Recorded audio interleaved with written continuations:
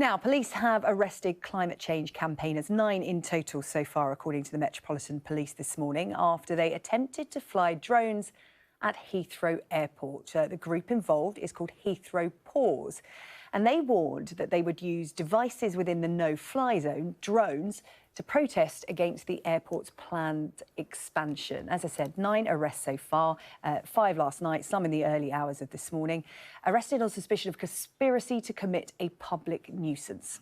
Heathrow Airport says its runways are open as usual this morning and all flights are operating as planned. So, climate change protests have been warning for several days that they want to disrupt flights to protest against the airport's expansion.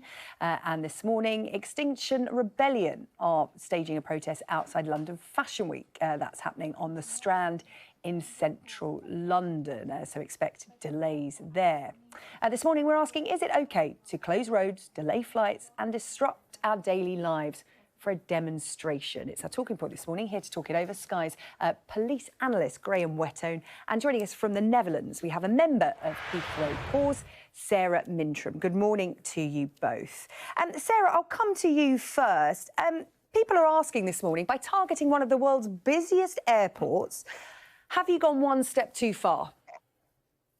I think it's interesting that people are having that viewpoint on it, because the reason we're targeting the airport is specifically because the government this year in April, when Extinction Rebellion did their protest in London, they said, yes, we are in a climate emergency. They acknowledged that.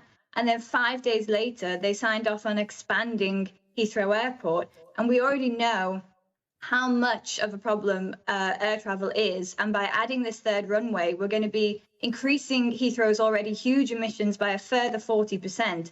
And so to say we're in an emergency, a catastrophic climate breakdown, and then do the exact opposite is just not acceptable. Time is running out. And, you know, if they're not going to listen, if they're not going to do anything, well, we have to do something else to make them. So that's why we're there. But did you have to do this? I mean, shutting down roads in central London is one thing. It's inconvenient, but vehicles can find another way and traffic is created. But by targeting a major piece of national infrastructure, an airport, critics are saying this is dangerous and reckless, so much so that Extinction Rebellion, who have been organising these protests on roads, have distanced themselves from you.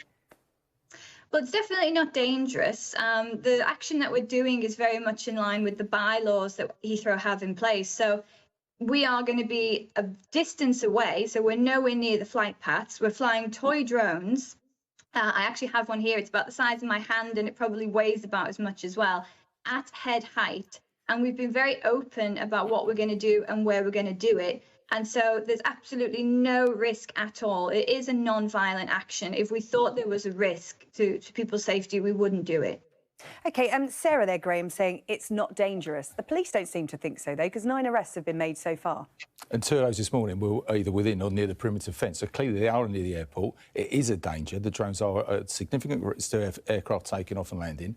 The police role is to preserve life, prevent crime. It's a criminal offence. They're committing criminal offences and they're dealing with it. For me, this goes way too far, and I think that's indicated by the fact that Extinction Rebellion themselves have distanced themselves from this protest. They're going beyond the non-violent direct action and taking action that's actually endangering people.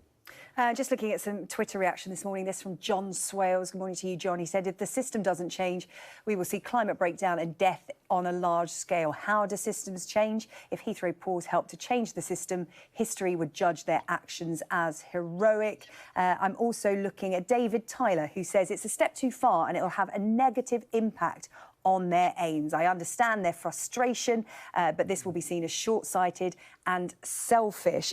Sarah, is this going to be counterproductive? I just wonder how much public sympathy you're going to have when flights are cancelled for holidays people have saved up for years for, business deals that will be lost because people can't get to where they need to be.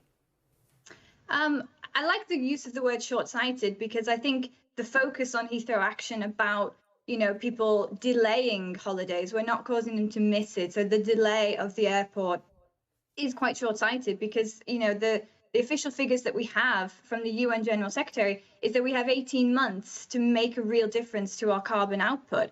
And the way that we're going with air travel, it's set to double in the next 20 years. So you cannot agree that we're in a climate emergency while expanding Heathrow Airport. The two just don't go together. And so this action is a response to the desperate situation that we're in. I wouldn't like to, cause anybody to miss their holidays or their leisure time, but what is coming is so much bigger, so much more destructive and disastrous for the entire world. And Graham, okay, I just want to bring Graham back in. How much of a nightmare is this for Heathrow and police? It's a significant drain on police resources. There's a significant operation in place overnight because the action started overnight. So you've had officers taken away from their normal policing duties overnight, and again during the day, another significant policing operation to make sure the airport keeps running. It is dangerous. It does put people at risk. People will miss their flights if the airport is disrupted. So you can see why people get the climate crisis issue, but there's other ways to protest and raise the cause. Yeah, Sarah, it's interesting. I remember this question popping up when Extinction Rebellion occupied bridges in central London, but I'll put it to you because it does still stand in this case. People will say, why Heathrow? Why not Brazil, where the Amazon rainforest is burning? Why not China, where they're ramping up coal use? Why not America, where the president doesn't even believe in climate change? London and the UK is doing pretty well when it comes to its stance on climate change. They're saying all the right things, but the Heathrow action in itself is a perfect example of saying the right thing and then doing the total opposite. And so the government have committed to go net zero on carbon emissions by 2050. Then why do we have a solid commitment process? Well, we're not going to get that if we expand the airport. It's a direct violation of what they're saying that they're trying to do. And in terms of the Brazil versus the London, we're not in Brazil. There is Extinction Rebellion in Brazil. We're in 68 countries, some of them very high risk and really putting themselves at risk trying to protest this. And so if we're based in the UK, then we tackle the issues that we have in the UK. And at the moment, it is the Heathrow expansion. OK, Sarah Mintram and Graham Wetton, thank you very much. Climate change activists targeting Heathrow today. As we understand it so far, no disruption caused. Heathrow say the runway is open as normal and all flights are operating as well. You're watching Sunrise here on Sky News. Still to come. Downton Abbey is back.